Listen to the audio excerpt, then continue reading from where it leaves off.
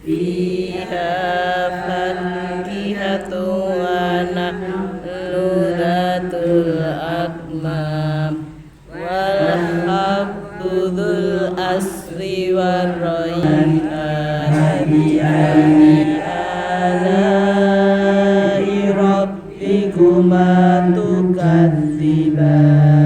Pak yang dirahmati Allah, ini memang tausiahnya khusus untuk bakti kita. Tapi buat ibu bapak ini pengingat kembali. Ya Bu ya? Supaya apa? Supaya rumah tangga kita ini awet, langgeng dan bahagia. Betul Bu? Karena kalau kita berumah tangga itu tujuannya apa? Tujuannya agar kita ini hidup bahagia. Tadi hadis dinukilkan oleh Ibu RW. Kemarin ketemu sawalan Bu ya. Dia ketemu lagi. Di saya ketemu Ibu Pelandangan, besok tahun 16 ketemu lagi sampai sekarang. Kalau bosan-bosan nggak baca saya juga. Nah, jadi intinya kita ingin kebahagiaan. Jadi disebutkan dalam hadis Tabrani, separuh agama itu kita bisa capai melalui rumah tangga. Dan separuhnya lagi itu dengan cara membangun ketakwaan pada pribadi. Makanya ibu bapak, kalau orang itu belum berumah tangga, belum bisa kita katakan orang itu teruji kepribadian. Betul nggak? Ya kan? Jadi orang itu baik atau tidak baik, solih atau tidak solih, matang atau masih prematur, itu ukurannya ketika dia berumah tangga. Kalau dia bisa menjaga sikapnya, bahkan menjadi pribadi lebih baik lagi dalam rumah tangganya, maka itulah pertanda orang tersebut betul-betul sudah matang pribadi.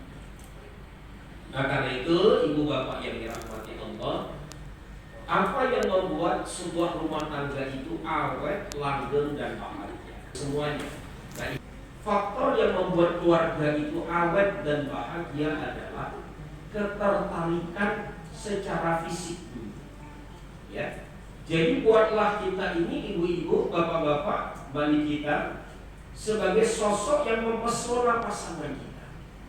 Ya. Dulu kenalan Mas Teddy di mana? Kenalnya di mana?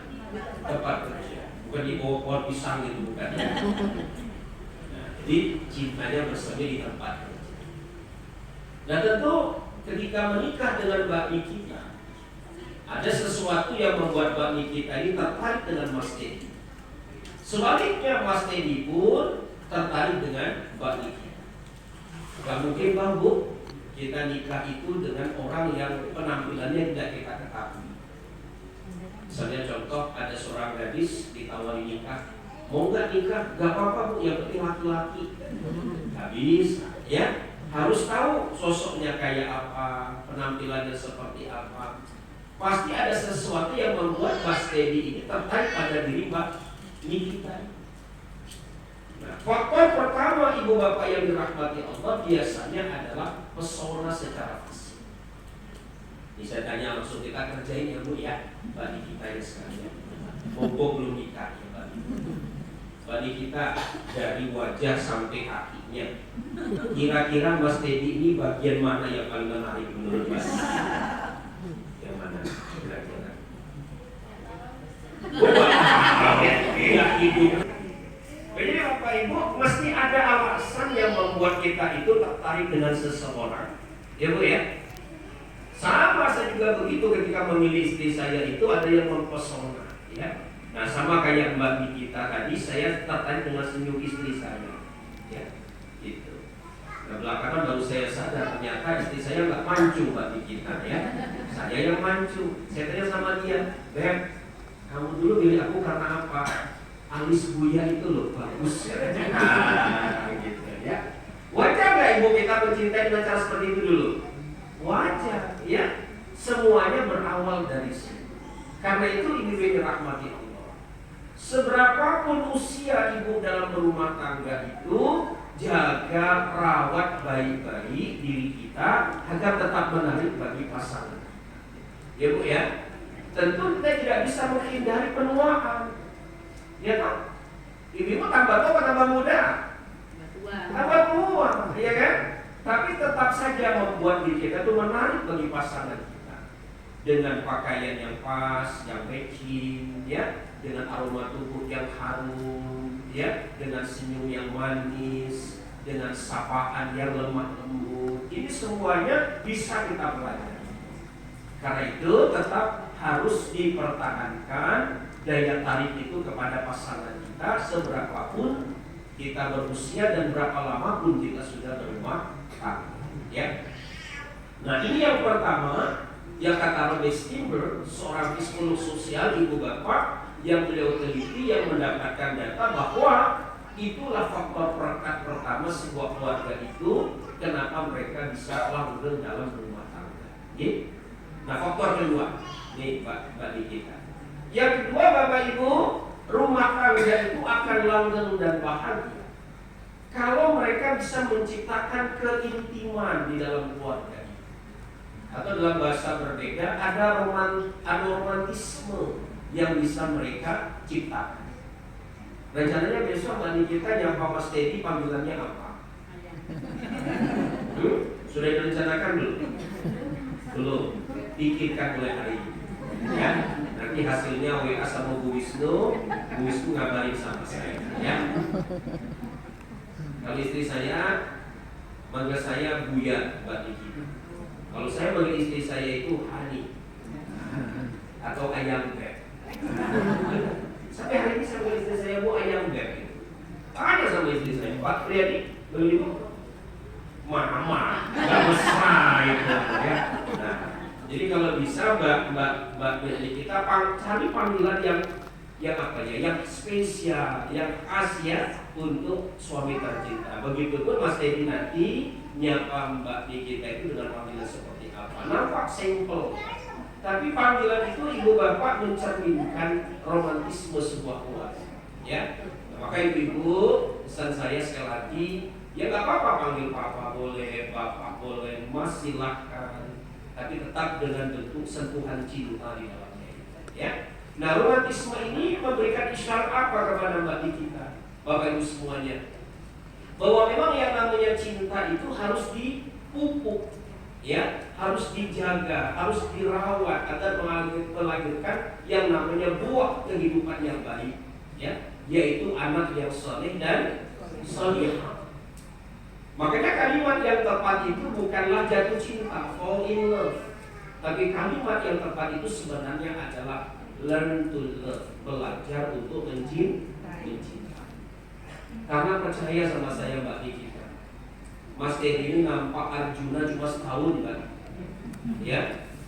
Begitu sebaliknya Mas Teddy melihat Mbak Nikita sebagai Dewi Sinta itu hanya 1 tahun. Setelah itu akan kebongkar semua tuh, ya. Jelek-jeleknya Mbak Nikita ketahuan oleh Mas Teddy pun baiknya kelihatan, jeleknya juga kelihatan. Betul nggak Ibu? Mungkin pasti kelihatan. Nah, maka itu ibu bapak yang dirahmati Allah, cinta ini harus kita tumbuh kembangkan. Ya, cinta yang paling dasar namanya eros. Eros itu cinta dasarnya fisik. Nah, tadi sudah Mbak Nikita sebutkan.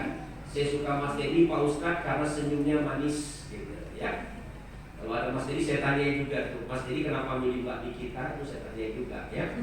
Atau ada yang lain yang Mas Teddy makan. Kayak ibu tadi orang Jawa Pak Priyadi itu, ya, ngalahkan misalnya begitu, ya.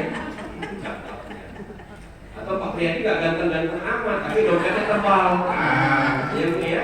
Itu pun bisa jadi alasan. Betul Bu? Iya. Ibu pilih mana coba? Orang yang biasa-biasa aja tapi dompetnya tebal, atau menantu yang ganteng tapi dompetnya tipis? Pilih yang mana? Ganteng dan tebal. Biasa-biasa aja tapi dompetnya tebal. Lebih bagus lagi ganteng dompetnya tebal. Coba kita andai-andai, ibu punya anak gadis nih, ya. Contoh ibu ya, saya punya anak gadis masih ada 3 belum nikah. Yang satu datang pakai motor Scoopy, ya, datang, assalamualaikum Mbak Bu, waalaikumsalam, monggo duduk. Tadi siapa namanya? Nama saya Mujiono Bu. Siapa namanya? Mujiono. Ada apa di Mujiono? saya ini kepengen nikahi anak ibu. Oh begitu. Tinggal di mana? Itu Bu di daerah apa? Ganjuran. Gitu misalnya. Contoh ya Bu ya. Loh adik ini apa kerjaannya? Usaha angkringan Bu. Nah Bu, kalau itu jawabannya kira-kira gimana jawaban Ibu? G, saya bicarakan sama bapaknya dulu G. Bulan depan saya kabari. Betul Bu? Tidak lama datang lagi Bu, pakai mobil Pajero, bajunya warna coklat, penampilan klinis. Datang, assalamualaikum Bu. Waalaikumsalam. Adik siapa namanya? John Travolta Ibu. Ya. Ada apa di sini? Saya mau nikahi anak gadis Ibu. Ya. Lo adik kerjanya di mana ini? Saya kebetulan di Kementerian Keuangan, sekarang jadi stafnya Bu Sri Mulyani. Nah, saya boleh nggak nikahi anaknya Ibu? Nah kira-kira gimana jawabannya Bu? Kira-kira yang kedua ya. Ji, kapan ya dilamarnya? Padahal Bapak Ibu si Mujiono tadi itu omsetnya sebulan 300 juta. Karena cabang angkringannya banyak Bu, tersebar seluruh Indonesia. Ya, ngomong dong kayak tadi Ustaz gitu ya, bisa dipertimbangkan. Nah itu Bapak Ibu. Itu alasan fisik atau material, ya, namanya eros. Alasan yang kedua Bapak Ibu, apalagi? Namanya ketertarikan secara psikologis, ya. Nah, maka ini penting. Saya minum dulu ya Bu ya, biar enak membeli sama Mbak Nikita. Mbak Nikita biar saja nih Mbak Nikita. Gelas ini ada dua sisi, betul Bu? Bisa saya sebut setengah kosong, bisa saya sebut setengah isi. Betul Bu? Begitu pula Mas, siapa tadi? Mas Teddy, Mbak Nikita. Ada sisi positif, ada sisi negatif. Ya.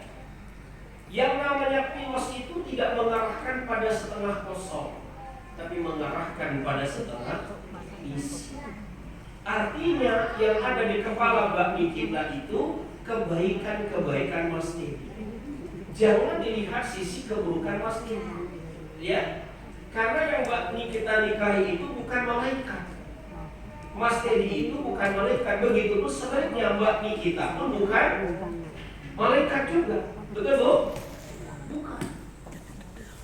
Artinya apa? Pernikahan itu adalah dua sosok manusia yang tidak sempurna, yang bersenyawa dalam sebuah keluarga untuk saling menyempurnakan. Lemah lembut, tidak pernah berkata kasar sama bagi kita. Itu yang digauli. Ya, tidak hanya faktor fisik, tetapi lihat sisi personality dari pasangan kita. Ini penting Bapak Ibu. Sejujurnya saya di rumah itu sering kedatangan tamu. Ya Bu, macam-macam masalahnya bagi kita Bapak Ibu yang dirahmati Allah.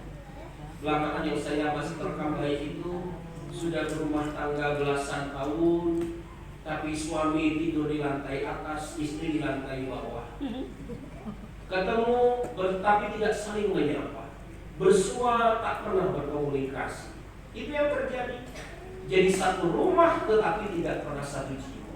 Ya, nah ini terjadi karena apa Bapak Ibu sekalian? Tentu banyak persoalannya. Ya, tetapi boleh jadi itu terbentuk karena fokus kita pada kelemahan, kesalahan pasangan kita, bukan pada kebaikan atau kelebihan dari pasangan kita.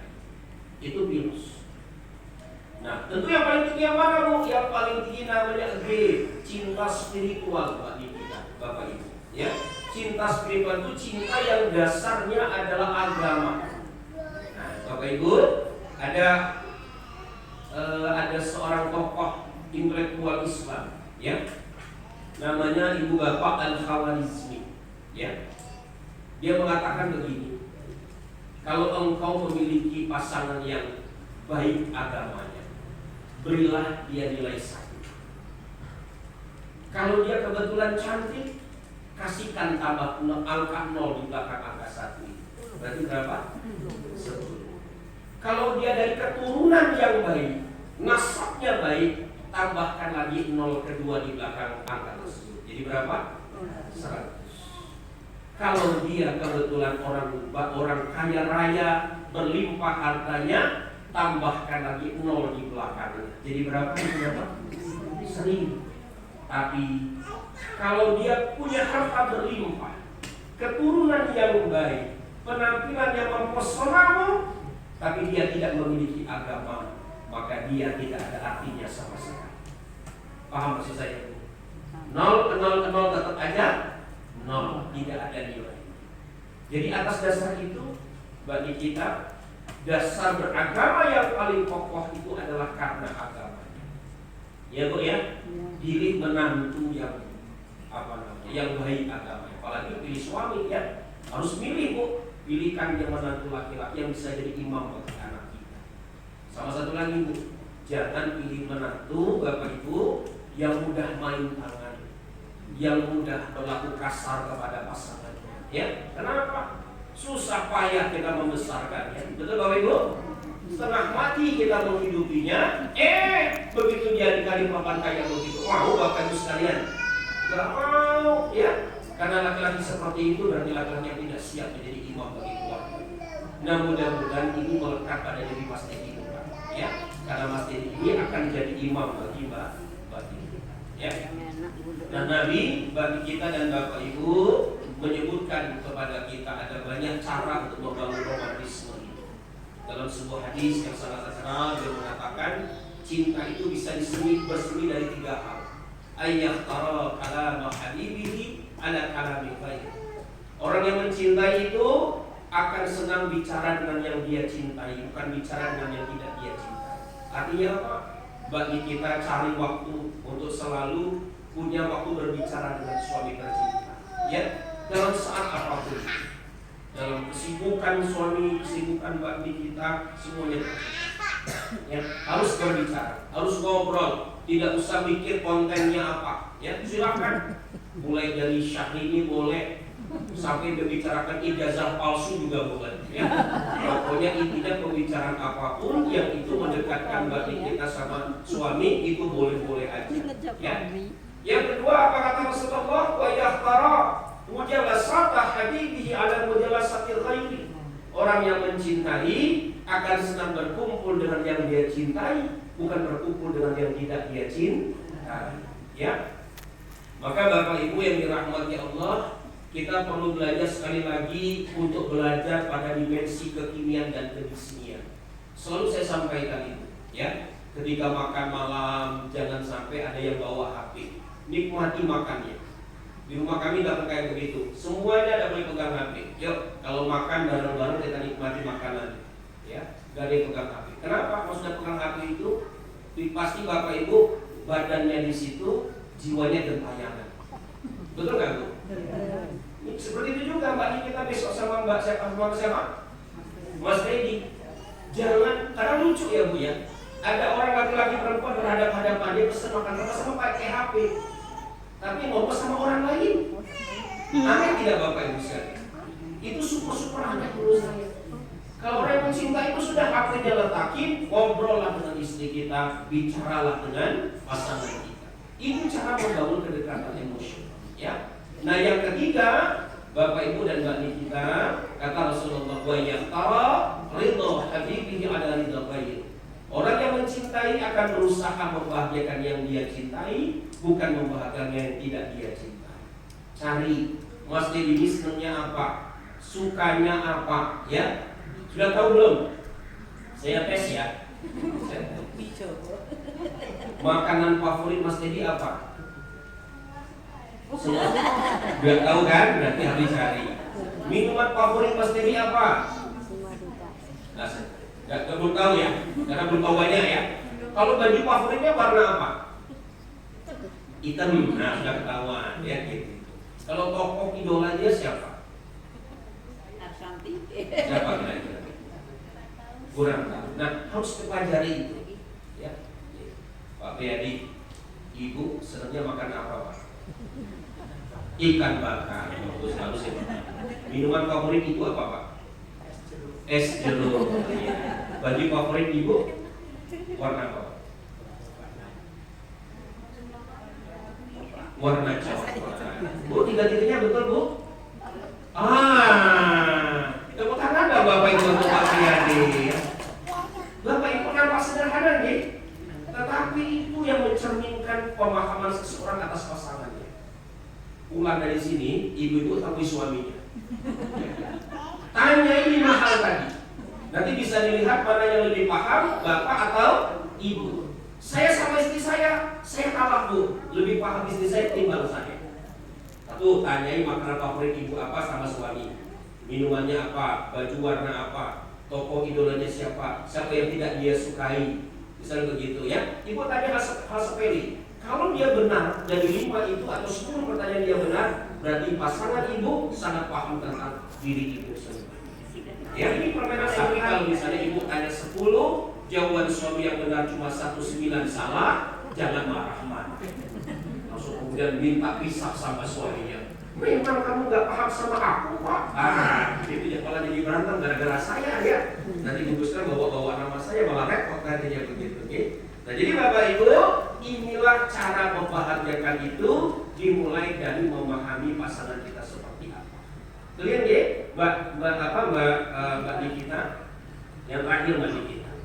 Bapak Ibu, yang terakhir sebuah rumah tangga itu akan awet dan bahagia kalau mereka punya komitmen.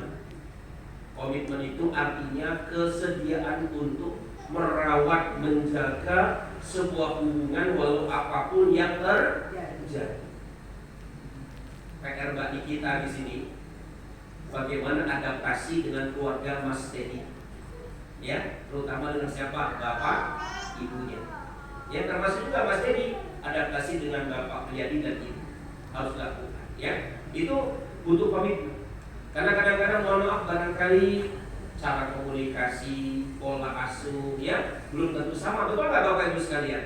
Iya. Itu tidak mudah. Dan pasti di perjalanan kita akan diuji dengan berbagai hal. Masalah ekonomi, masalah kesehatan, masalah keluarga. Kadang-kadang itu Bapak kita yang nikah yang campur kakak ipar, ya kan?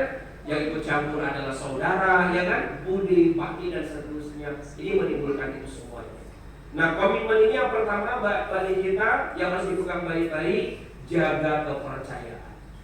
Jangan selingkuh, jangan memikirkan orang lain setelah kita berkeluarga. Apalagi masih terbayang sang mantan. Itu artinya nggak move on, Bapak Ibu. Betul nggak Bu? Nggak boleh itu, ya. Yang kedua yang perlu dilakukan oleh Mbak Nikita, di samping harus apa tadi? Apa Bapak Ibu? Harus jaga kepercayaan. Yang kedua jaga keikhlasan. Terutama ketika Mbak Nikita sudah memiliki buah hati. Ya, banyak di antara perempuan itu memilih untuk meninggalkan pekerjaannya, fokus di rumah tangga. Tapi kadang-kadang Bapak Ibu kalau belum ikhlas menjalaninya, bawaannya malah sebaliknya, marah-marah, ngomel-ngomel dan sebagainya. Ya. Yang ketiga bagi kita yang juga tidak kalah penting, selalu buka pintu maaf. Ya.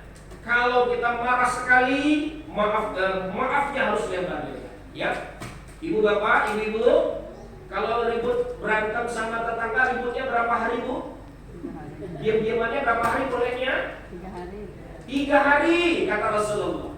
Kalau sama suami berapa hari Bu? Berapa Bu? Oh, berapa hari? Kalau sama suami sama istri itu Bu 12 jam. Berantemnya pagi, maghrib sudah harus damai. Ya Bu? Ributnya malam, subuh, pagi sudah harus damai. Jadi toleransinya cuma 12 jam. Maaf ibu-ibu, nyatanya begitu tidak? Pak mereka sudah tidak kadang-kadang ya. Nah, awas Bapak kata Ibu Priyadi ya di sini ya. Ibu Bapak ini rahmati Allah. Inilah Nabi mengajarkan betapa indahnya sebuah keluarga. Begini Pak. Pertengkaran rumah tangga itu, Ibu Bapak. Ini saya pribadi pengalaman merasakan itu. Itu mirip nih, kalau di depan rumah Pak Priyadi itu ada rumput liar. Kalau dia masih kecil, cara bersihkannya gimana Bapak Ibu? Tinggal cabut, gampang ya. Tapi kalau misalnya bilang nanti aja dah di depan, suruh nanti aja dah, minggu depannya lagi, akhirnya baru sebulan kita bersihkan rumput itu. Apa yang Bapak Ibu harus lakukan? Gak cukup dengan tangan, tak? Harus bagaimana? Pakai cangkul, dikeduk, baru dikeluarkan belukarnya itu. Betul gak Bapak Ibu sekalian? Banyak rumah tangga itu membiarkan bara di dalam sekam, lalu terus berkembang, bertumpuk dan akhirnya baru diselesaikan. Padahal sudah menjadi bara yang sangat besar di dalam rumah tangganya. Artinya apa Bapak Ibu sekalian? Ketika ada masalah kecil, segera padamkan.